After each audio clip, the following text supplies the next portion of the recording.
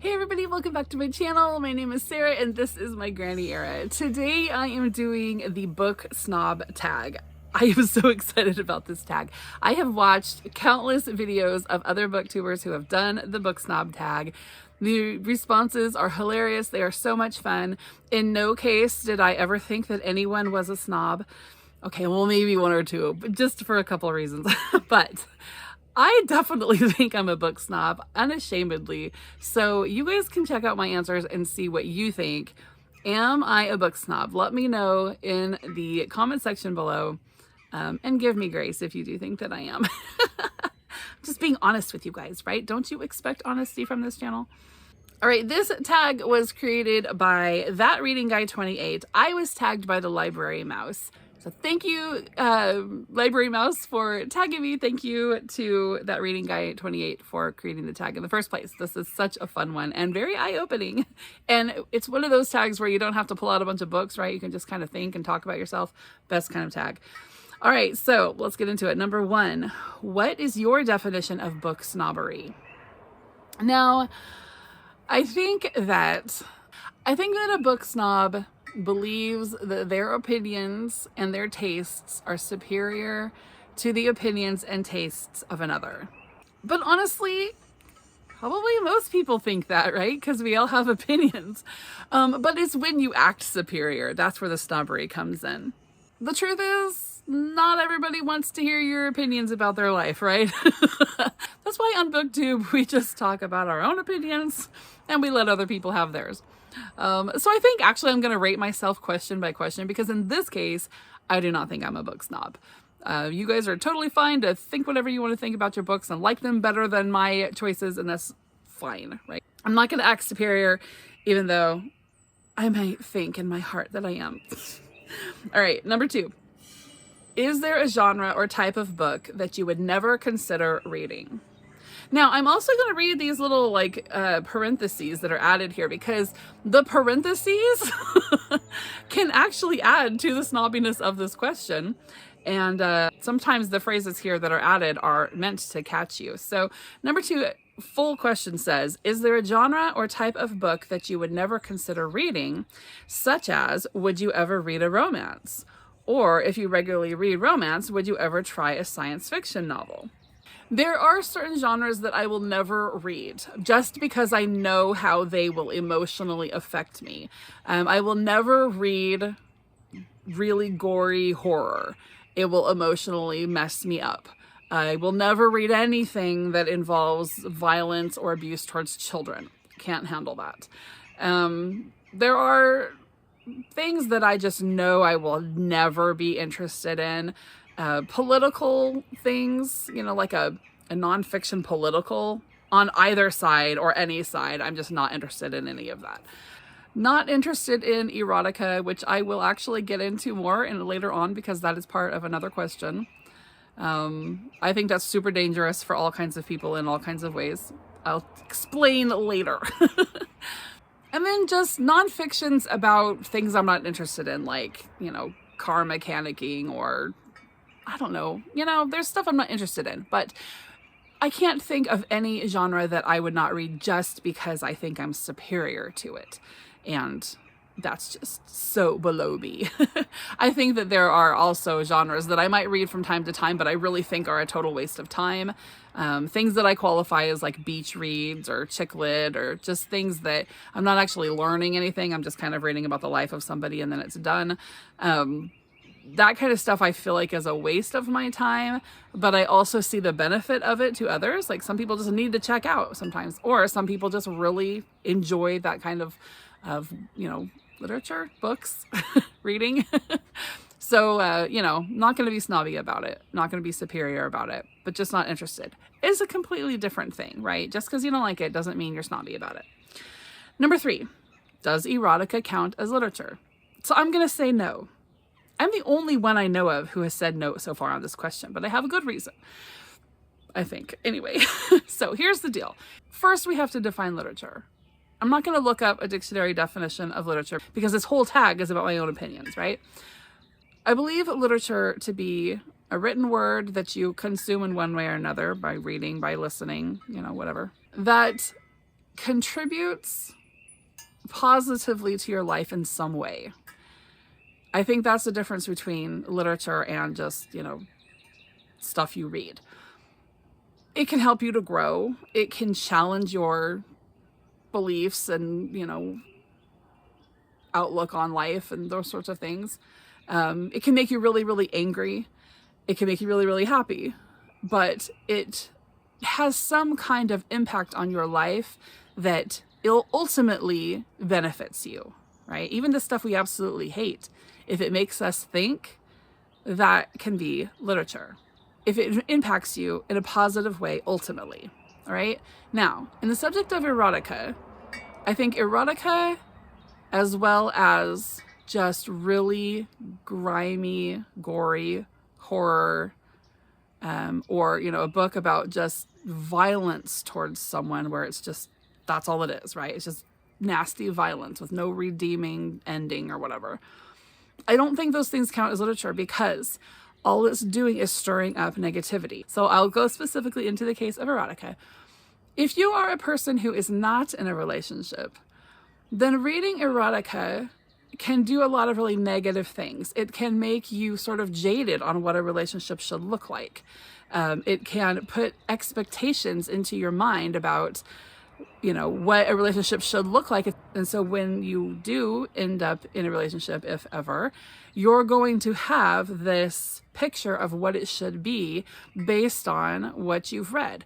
We can do the same thing with just like scrolling Instagram mindlessly, looking at all of the beautiful home photos, and then we never actually do anything to fix up our home, right? It's that putting all these expectations and all this, it should be this way, it should be this way, it should be this way, and then it's not. It's just not that way. It's an unfair expectation. And in the case of erotica, it's an unfair expectation on what your life should be like and on any future partner, right? In the case of a person who is in a relationship, we have that same problem of building expectations. Your relationship isn't going to look like that fictional erotica story. It's just not. That's just not the reality of everyday life in a relationship, right? And so you're building expectations and you're building comparisons if you have somebody to compare that to. That is not healthy for your relationship. It can be very dangerous and damaging because we put ourselves in a fantasy world instead of living in the world we are in. And then in the case of a relationship, that's a really, could be very sad, dangerous, scary, and wreck it, right? That's why I think you shouldn't read erotica, and I don't think it's literature. Go ahead and fight me in the comments, but let's still be friends. So in this case, if this makes me a book snob, that's all right. I will accept that. All right, number 4. Here's one of those defining words where he's trying to catch us. Is it better to read classic books than popular bestsellers? Now, that word better, it's a defining word, right? Because that's where we're trying to decide, are we a snob? It might be better for me to read classics over popular bestsellers, but do I think it's better for everybody? Of course not. Of course not.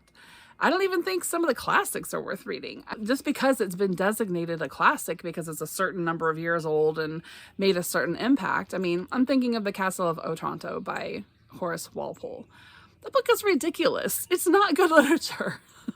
It's just a pile of what the world is this. But it's deemed a classic, and it's deemed one of the 6 most important books of English literature because of its impact on the Gothic writing world, right? Supposedly it's the first Gothic novel ever written, and it's affected so many other Gothics down the line. Sure, but that doesn't mean like it's great literature, because it's actually really ridiculous. And the whole time I was reading it, I was like, is this supposed to be a joke? Is this satire? And I don't think it was. So just because it's a classic doesn't mean it's great literature. And just because it's a bestseller doesn't mean it's not. And here we have the snobbishness coming out, right? This one is a matter of preference. You guys are totally free to do whatever you want. I don't care. For me, I'd rather read most classics than most popular bestsellers, but it's mostly just a matter of what I prefer to read and what I prefer to avoid, right? So I don't think I'm a snob there. I think I'm good. Number 5, have you ever bragged about reading a classic in order to sound smart? I probably guarantee, yeah, I'm sure I have before I was 19.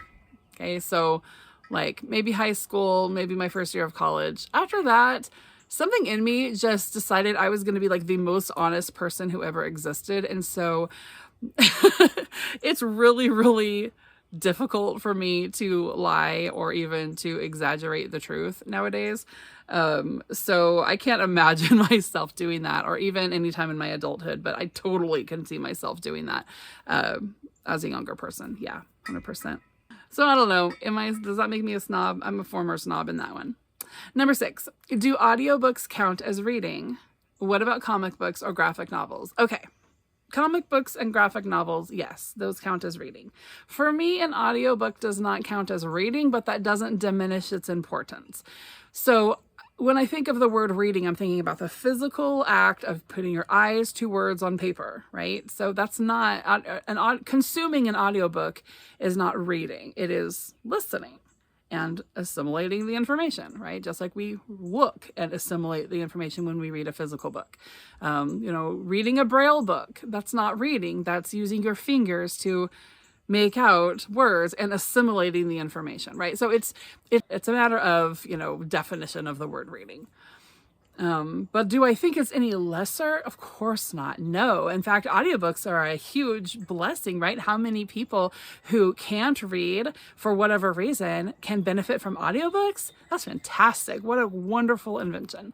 Again, with Braille, with all these other ways of consuming literature or non-literature, words on a page, right? Of consuming these in different ways and being able to partake in the art that is put out there by writers. Yeah, that is just fantastic. So I don't diminish that. I don't put audiobooks as a lesser, below reading physical books, because that's just ridiculous.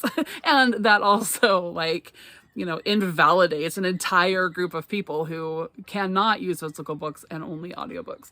Definitely not snobby about that one.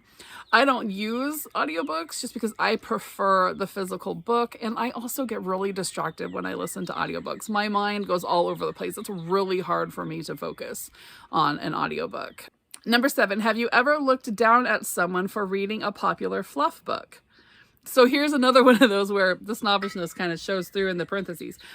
The whole question is, have you ever looked down at someone for reading a popular fluff book, such as a book with little substance to it? For example, a self-help book or a celebrity memoir. Now, a lot of people will say that there's self-help books out there that have completely changed their life, right? So a lot of substance to that. Or a celebrity memoir, maybe it was a real, decent celebrity. There's a couple of memoirs that I've read that were really fantastic, right? So I just think that's funny. But anyway, would I look down on someone for reading a popular fluff book? The only time I can remember doing that is towards my own kids. Towards my own adult daughters, for reading just nonsense. And I'm like, I spent 17, 18 years homeschooling you and teaching you how to find good literature, and you're reading that, right? Now, I don't really say that to them, but I think it in my head, definitely. I'm just like, I want to eat your pancreas, really? That's what you're reading? So, it's definitely a judgmental thing inside my mind. I might have said something to them now and then, but all playfully and with the, with the further encouragement that, hey, just, as long as it's stuff that I'm okay with having in the house, just read it. Just enjoy it and make your own decisions, right? I do have limits of what I allow in my home, but my adult daughters have read things that I would not read.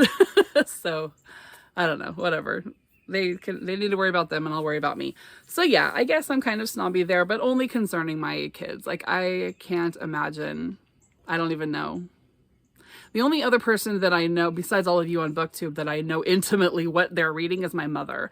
And in some cases, she probably has better taste than me and knows when to DNF faster than I do. So yeah, I don't look down on people for their fluff reads, except for my daughters. So I'm half snob, maybe. Number 8, have you ever been the recipient of someone else's snobbery? Possibly, maybe even during the course of this video. I don't know though. I don't think anybody's ever said anything to me about anything that I've read that made me feel like they were being superior. But you know, behind my back, probably, possibly, I don't know. I read a lot and I talk about what I read a lot to anybody who will listen. So it's possible. Number 9, would you ever be friends with a snob? Maybe you already are. Yeah, I would be. I actually really love hanging out with people with different opinions, visiting with people who see the world differently than I do. We can often learn quite a bit from people who see things differently than we do and help to refine our own perspective. I would prefer to spend time with book snobs, because at least they're serious about their reading, right? At least they're serious about their preferences and they'll talk about it and we can have healthy debates and conversations. I totally love that. So yeah, definitely. Number 10, are people who don't read less sophisticated than people who do? Not necessarily. I think that reading can help you to be more sophisticated, but there's other things that can also contribute to whether or not you're sophisticated, right? So my definition of sophisticated would be someone who is very aware of the world, right? Maybe they've had the opportunity to travel or at least learn about other people, other cultures, other countries, how they live.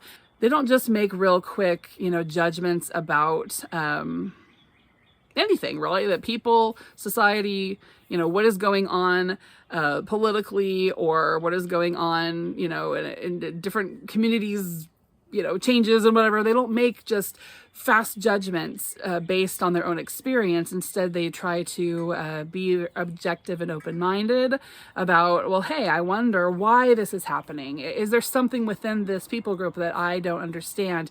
And, I need to learn. I need to figure it out, right? A sophisticated person, in my opinion, wants to learn and wants to look at things from as many sides as possible, and be objective, right? A sophisticated person has kind of a general understanding about lots of different things, in my opinion, right? They maybe have, they know a little bit about art. They know a little bit about music. They know a little bit about literature.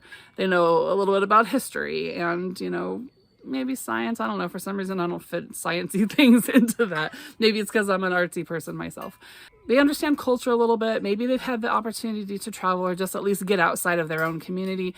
Maybe they've had a higher education, but not necessarily. I tend to value self-education higher than I do a public education sort of scenario. That's just me. But I think overall, a sophisticated person is interested in learning, wants to know more about the world around them, right? It's important to them. So all that to say, yes, you can become more sophisticated by reading, but you can also become more sophisticated by visiting art galleries and by studying, different music, a cultural, immersing yourself in a cultural experience. Just being open to conversations around you and learning from them, studying deeply in history. So, there are other ways to become sophisticated. Reading is just one. How much snobbery was in all of everything I just said there? Number 11, measure yourself. Based on your answers to the previous 10 questions, would you qualify as a book snob? So here's the thing. Part of me even just wants to be a book snob, but so maybe that makes me snobby right there. But there are other qualifiers that make me feel like I'm a book snob that weren't addressed here in this tag. Like, for instance, when I walk into a bookstore, I immediately look for the literary fiction section, right?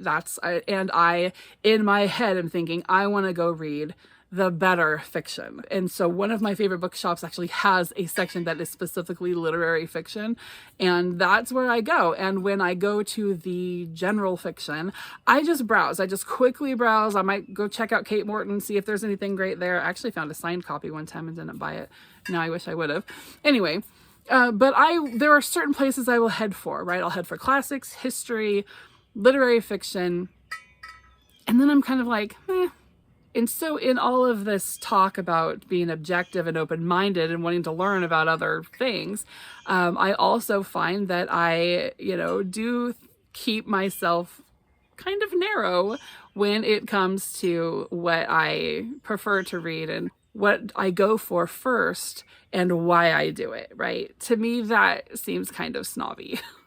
Another example is the way that I sometimes look down my nose on my family when they are spending time on video games or just binge watching like preteen Disney Channel shows or things like that. And in my head, I think, wow, what a total waste of time. Too bad they don't read a book, I'm over here immersed in my studies of the Roman Empire, and they're over there watching Liv and Maddie and playing, Candy Crush or something. So like, I have this in my head that what I am doing for entertainment is better than what they're doing for entertainment. In that case, yeah, that's snobbery. My husband is a big gamer. He's got tons and tons of board games. These long, drawn-out, saga-like board games that he loves to play. And we were just talking last night about the difference in consuming information and assimilating information. And I was saying how it really bugs me about, how we spend a lot of time online, but what do we do with it? If we're scrolling Instagram, we're seeing all those beautiful house pictures, but what are we actually doing? Are we going and making our house beautiful in the way that suits us based on our inspired, feeling from looking at Instagram? Or are we just looking and then just like feeling discouraged and defeated and then moving on with our poor existence, right? So how are we assimilating what it is we're consuming? And he was talking about when he plays these board games, there's so much math involved. There is so much critical thinking involved and lots of other things. And I was like, you're right. That is no different than the study I'm doing here on the Roman Empire. I'm not just reading, I'm assimilating. I am producing something, a piece of writing or a video or whatever with the information I've learned. And he is taking information that he has learned and, processing through this game. And anyway, you guys get the idea. So those are some examples where I have been very snobby, mostly with my family, about reading choices or entertainment choices. But also, I just think that I do tend to kind of, I don't know if look down on non-readers is the right term. Just, I feel like they're missing something, right? Like, how can you not want to read? How can you not want to learn? How can you not want to challenge a belief or an understanding? Or how can you not want to really get down to the dirty, facts and truth and get to the bottom of this? How can you just accept what you're told as at face value? Like, those are the kinds of things that I wonder about people who won't read, research, study, whatever. And is that snobbery? I don't know, but I definitely question anyone who doesn't want to further educate themselves. I don't understand. Okay, I think I've rambled quite enough on this one, but I told you I was excited to do it, so I'm making the most of it. Number 12 is to tag some people. I'll see if I can find anyone who is not yet tagged on this one, but this is such a fun one. I still have more to watch. This is probably my favorite tag yet. So if you guys are not tagged yet and I don't tag you, but you want to do this tag, please do, and tag me so that I can come and watch and see all of your snobbishness or lack thereof. I hope you guys are having a really great day. I will see you soon. Bye-bye.